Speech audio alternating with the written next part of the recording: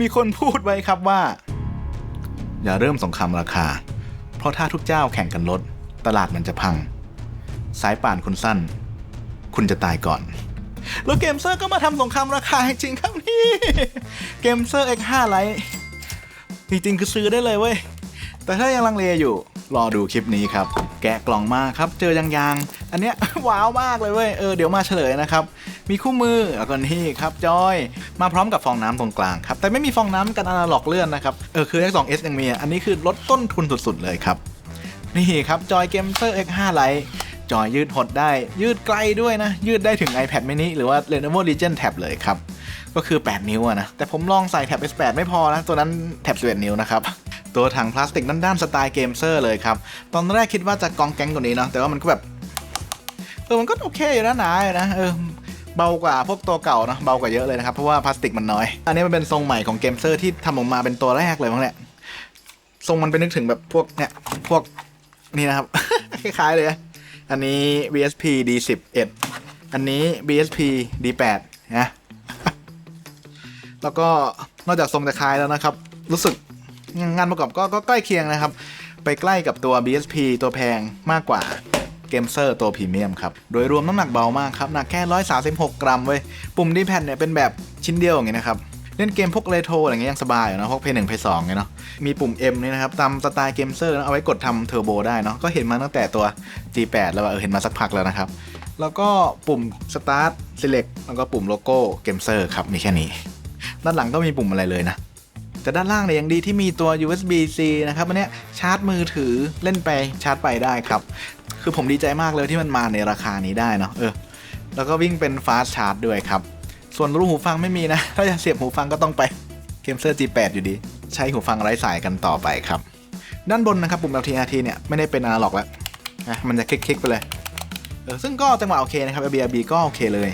ปุ่ม ABXY มาแบบ Xbox ครับใกล้เคียงกับตัว X2S นะ X2S มันจะหนึบกว่ามันจะแบบกึบนี่มันจะดูกองแกงกว่านิดนึงแต่ว่าสุดท้ายก็ยังไม่นุ่มเท่าตัว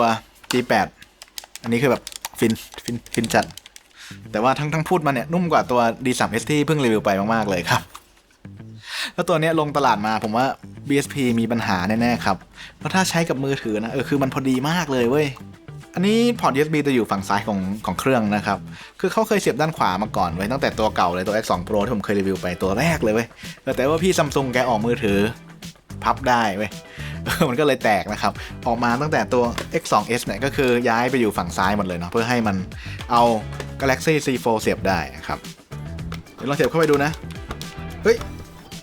ต้องถอดเคสเหมือนเดิมครับใครที่ใช้เคสหนาไปหรือว่าจะแคะตัวยางออกเฮ้ยแคะออกได้เว้ยแล้วก็เอายางตัวที่บางมาใส่แทนเอาเนี่ยสรุปไม่ต้องถอดเคสนะครับก็คือใส่ได้เลยชึบ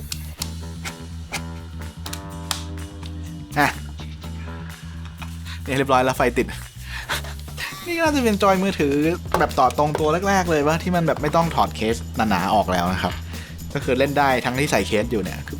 มันทำให้ทุกอย่างมันดีขึ้นมากเลยไม่ต้องคอยถอดเคสใส่เคสแล้วก็ใส่เคสถ้ามีตัวไหนที่ทำแบบนี้ได้อีกคอมเมนต์บอกหน่อยครับแล้วตัวนี้นะมันโปร่งเนี่ยครับด้านหลังเนี่ยมันระบายความร้อนออกจากมือถือด้านหลังได้เนาะแต่ว่าถ้าอยากให้มือถือเย็นเฉียบเลยเนี่ยจะต้องไปดูตัว X3 Pro ครับที่มีพัดลมติดมาส่วนแรงหนีบก็โอเคนะครับไม่แรงไปไม่เบาไปกำลังพอดีเนาะถ้าแรงไปเนี่ยพอร์ต USB มันจะพังได้นะครับแต่ว่าถ้าเบาไปมันก็จะไม่แน่นอีกอย่างตัวเนี้ยดูตัวเก่าเทียบไกลๆก็จะฝืดแต่ใกล้ๆก็โอเคใกล้ๆอาจจะมีปัญหานิดนึงนะครับใกล้ๆก็โอเคอยู่ตัวนี้บ้างใกล้ๆจะแข็งใกล้ๆก็ไม่ค่อยหนีบเท่าไหร่แต่ว่าตัวนี้ทรงมันไม่เหมือนกันเนี่ยเครื่องเก่าผม S21 ตัวปกตินะตัวเล็กสุดจริง USB มันหลวมไปแล้วเว้ยจากการที่เรารีวิว X2S มาอย่างสาหัสนะครับแต่ถ้าเจอสายชาร์จ USB แข็งนิดนึงก็ยังใช้ได้ปกติครับแล้วในอนาคตถ้าใครอยากได้ทรงนี้แต่ว่าไม่อยากต่อเสียงพอร์ตพังเนาะเดี๋ยวเขาจะมีรุ่นบลูทูธออกมานะครับเป็น X5S คิดว่าเดี๋ยว Gamer Thailand ก็เอามาขายนะครับกด Subscribe ติดตามเอาไว้รอได้เลยเดี๋ยวมาลองโหมดปกติก่อนครับอันนี้โหมด Xbox นะเป็นสีน้ำเงินเล่นได้ปกติเลยเว้ยอันนี้ก็เหมือนจอย Xbox เลยครับสำหรับเล่นเกมที่รองรับจอยอยู่แล้วนะโหมดนี้เนี่ยผมลองเล่นกับ Dead Cells อีกแล้วเว้ยพอกลับมาจาก D3S นะรู้สึกเลยนะว่าการไม่มีดีเลย์เนี่ย มันมีผลต่อการเล่นจริงๆนะครับผมจะบอกว่าใช้แบบบลูทูธไปแป๊บหนึ่งก็รู้สึกชินปรับตัวได้นะแต่สุดท้ายเนี่ยพอกลับมาก็ยังมันก็ยังดีกว่าอยู่ดีแบบต่อตรงเนี่ยไปเจอบอสพิเศษด้วยนะครับเลยรีบไปเปลี่ยนด่านก่อนเสียดายรางวัลอันนี้ลองเล่นเซนเลสโซนซีโร่ครับก็โอเคเลยนะปกติครับให้ความรู้สึกเหมือนเล่นบนสวิตช์เลยเว้ยแต่เป็นสวิตช์ที่จอสวยเฟรมเรท120 เฮิร์ตซ์ครับแล้วก็ลำโพงก็ดีมาก เมื่อไหร่สวิตช์2จะมาถึงสักทีวะเนี่ยอันนี้ลองเล่น Call of Duty Mobile ครับไม่ติดเว้ยเกมนี้เหมือนเดิมเลยครับต้องไปรื้อเอาจอยบลูทูธมาต่อนะอันนี้จอยจะใช้จอยอะไรก็ได้นะเนี่ยผมใช้ D3 ตัวแรกนู่นเลยต่อเป็นโหมด Xbox นะครับพอต่อเสร็จมันถึงจะเจอจอยที่เสียบอยู่ครับก็แปลกมากเลยนะอาการนี้เป็นมาตั้งแต่ X2 Pro แล้วนี่ก็3 ปีผ่านแล้วยังไม่แก้เลยเว้ยสำหรับเกมนี้นะครับแต่ว่าก็พอมาเล่นได้ปุ๊บเนี่ยก็โอเคเลยนะครับเหมือนจะเล่นง่ายขึ้นเยอะเลยนะเมื่อเทียบกับตอนใช้ BSP นะคือมันต่างชั้นจริงๆเลยการแบบการกดนิดอย่างเงี้ยตัวอนาล็อกมันยังไงไม่รู้ทำไมเขาทำตามไม่ได้ก็ไม่เข้าใจนะพอลองเล่นดูเนาะพอลองเล่นไปเรื่อยมันก็โอเคนะครับแต่มันอาจจะยังไม่จับขนาดเท่าตัวนี้ตัวเก่ามันเต็มไม้เต็มมือเต็มไม้เต็มมือกว่ามันขาดพื้นที่ไปนิดนึงด้านล่างเห็นนะขาดพื้นที่ไปนิดนึงนะเต็มมือนะครับถ้าตัวนี้ล่ะถ้าตัวอันนี้ไม่ได้อันนี้เทียบไม่ได้เพราะว่าคนละทรงกันอันนี้คือไม่มีด้ามไปเลยเนี่ยมาลองโลบล็อกกันบ้างนะครับอันนี้แปลกๆนะคือเกมง่ายๆอย่าง Squid Game เลยนะก็เล่นได้สบายเลยครับกดได้หมดเลยก็ตายเพราะกากเองแต่พอลองเล่นพวกโกลการ์เด้นอย่างนี้นะก็งงแล้วนะครับเพราะว่าปุ่มมันให้กดบนจอยดีเหมือนเขาไม่ได้ทำเกมมาสำหรับเล่นกับจอยครับซึ่ง เกมที่ไม่ได้ทำมาเล่นกับจอยเว้ยมันเล่นได้เว้ยจอยตัวเนี้ยบน Android นะเล่นได้หมดเลยครับให้ใช้โหมด G Touch เป็นสีฟ้าครับสีฟ้าอ่อนวิธีสลับไปโหมดนี้นะครับต้องเข้าผ่านแอปเกมเซอร์เท่านั้นเปิดแอปมานะครับแล้วจะเจอจอยก็เลือกเกมที่จะเล่นได้เลยครับเกมที่มันไม่รองรับจอยเนี่ยมันจะถูกสลับเป็นโหมด G ถ้าจอที่ผมตั้งไว้ด้วยนะตั้งแต่ตอนที่รีวิวตัวนี้แหละตัว G8 เลยเพราะใช้แอปเดิมตลอดก็เหมือนทุกครั้งครับสบายเนี่ยไม่ดีเลยนะลองเล่นไดนาไมต์ดูบ้างไหมก็โอเคเลยนะไดนาไมต์นี่นะครับโดดตุ่มไปนะครับกดปุ่มอะไรกดสกิลได้หมดนะแต่มันเหมือนวงมันเล็กนิดนึงอันนี้ก็ไปปรับตัวซูเปอร์นะครับให้มันใหญ่ขึ้นก็เล่นต่อได้เลยครับ RV ก็เล่นได้เหมือนกันครับแล้วเขามีปุ่มตั้งมาให้ด้วยนะในตอนเปิดเครื่องมาเลือก preset ตรงนี้นะครับแล้วก็เลือกโหลดได้เนาะก็ลองใช้ดูครับว่าปุ่มอันไหนเหมาะกับตัวเองปรับแก้นิดหน่อยให้มันตรงกับจอนะครับเพราะว่าคนที่สร้าง preset มาให้เนี่ยเขาอาจจะใช้มือถือจอแปลกๆอยู่นะอาจจะเป็นจอที่ยาวหรือว่าจอที่สั้นกว่าเรานะลองดูตอนยิงสกิลนะครับอันนี้เหมือนวงมันเล็กไปนิดนึงไว้ก็ปรับเพิ่มอีกนะครับก็เล่นได้ปกติแหละหมุนเอานะแล้วก็ปุ่มพวกซื้อสกิลซื้ออัปเกรดอัพสกิลซื้อของอะไรต่างๆก็กดได้บนจอยหมดเลยครับ ทีนี้มาลองฟรีไฟล์บ้างครับมัน Quality เนี่ยมันสอบผ่านนะครับถ้าเกิดว่าใช้จอยถอดเพิ่มผมนึกว่าเกมนี้ก็จะสอบผ่านด้วยปรากฏว่า ไม่ไหวจริงๆครับคือการกดกันอะไรโอเคหมดเลยเหลือแต่ตอนเล็งเว้ยมันแปลกมากเลยมันไม่เหมือนเล่นเกมแนวจริงๆที่ทำมาสำหรับจอยโดยเฉพาะนะครับสุดท้ายจริงๆก็ ใช้นิ้วเหอะมันก็กวาดจอได้ละเอียดกว่าด้วยครับสำหรับเกมนี้นะถ้าเกมอื่นก็ใช้จอยก็ยังโอเคอยู่พอเล่นเสร็จจะกลับไปโหมดเดิมนะครับกด2ปุ่มนี้ปุ่ม Start Select พร้อมกันฟึบมันจะกลับไปเป็นสีแดงก่อน สีแดงใช่ครับมันคือโหมด Nintendo Switch เว้ย ไม่รู้มาจากไหนมาทำไมใครใส่มันมานะครับผมเช็คคู่มือเนี่ยมันมีอยู่จริงๆเว้ยเนี่ยลองเอา Nintendo Switch OLED มาเสียบนะครับปรากฏเล่นได้ด้วยเว้ย มัน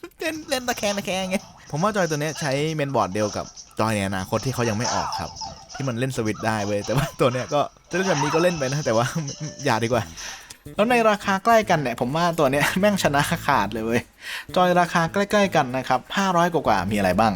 มีตัวแรก BSP D3S ที่เพิ่งรีวิวไปซึ่งมันก็ดีครับมีสวิตช์ปรับโหมดง่ายเนาะง่ายกว่าตัวนี้ด้วยนะแต่อนาล็อกเนี่ยมันไม่ค่อยดีแล้วองศามันน้อยไปหน่อยนะต่อไปเป็นจอย BSP D11 ครับคู่ฟัดกันเลยนะ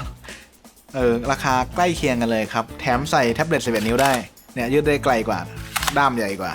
เหมือนจะทำได้เยอะกว่านะครับแต่ว่าสุดท้ายผมให้เป็นจอยที่กากมากนะลองดูรีวิวได้มันกากเยอะถ้าเล่าไปเดี๋ยวมันจะยาวนะครับแล้วก็มี BSP D6 จอยที่ผมเคยยกให้เป็นตัวจบซึ่งก็ยังจบอยู่นะครับคล้ายๆ D3S ที่หลอกจะดีเกินนิดนึงนะแต่ว่าก็ยังดีไม่เท่าตัวนี้แล้วก็ทรงเนี่ยจะเมื่อยกว่านิดนึงนะครับมันไม่มีด้ามจับซึ่งตัวนี้ก็ไม่มีด้ามเหมือนกันมันก็ด้ามเล็กๆแล้วก็มาตัว D8 ตัวนี้ครับก็พอๆกันนะเหนือกว่านิดนึงตรงที่ต่อกับแท็บเล็ต11 นิ้วได้เหมือนกันยาวเหมือนกัน แล้วก็ใช้งานได้หลากหลายกว่าหน่อยหนึงกระด้ามก็ใกล้เคียงกันนะครับนะจะใหญ่กว่านิดนึงจับสบายกว่านิดนึงแต่ว่าตัวนี้มันก็พกง่ายกว่าซึ่งทั้งหมดของ BSP เป็นจอยไร้สายครับไม่ต้องกลัวพอร์ต USB พังเราไปต่อไร้สายเล่นกับคอมได้ด้วยครับเนี่ยก็หมดแล้วครับจะเห็นว่าในราคาประมาณนี้นะไม่มีใครสู้ตัวนี้ได้เลยเว้ยเกมเซอร์แม่งแบบกระยึดตลาดหมดเลยอะถ้าอยากจะได้จอยมือถือต่อตรงตัวเดียวจบนะครับให้เล่นแบบฟินๆยาวๆก็ไป G8 ใช่ไหมตอนนี้ก็ไม่ได้แพงขนาดนั้นนะประมาณพันกลางๆว่า1,500อะไรอย่างเงี้ยแต่ถ้าอยากจะพกง่ายหน่อยว่าใช้กับมือถือที่พับได้นะครับก็จะเป็นตัว X2S นะครับหรือว่าถ้างบน้อย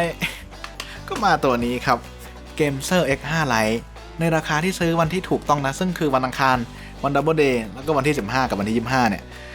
ของแต่ละเดือนใน Shopee นะครับราคาจะถูกมาก500นิดๆเองแต่ถ้าอยากได้จอยซื้อ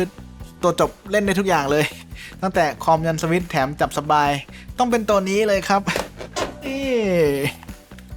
G8 Plus ที่ผมเคยรีวิวไปแล้วลองดูได้ครับ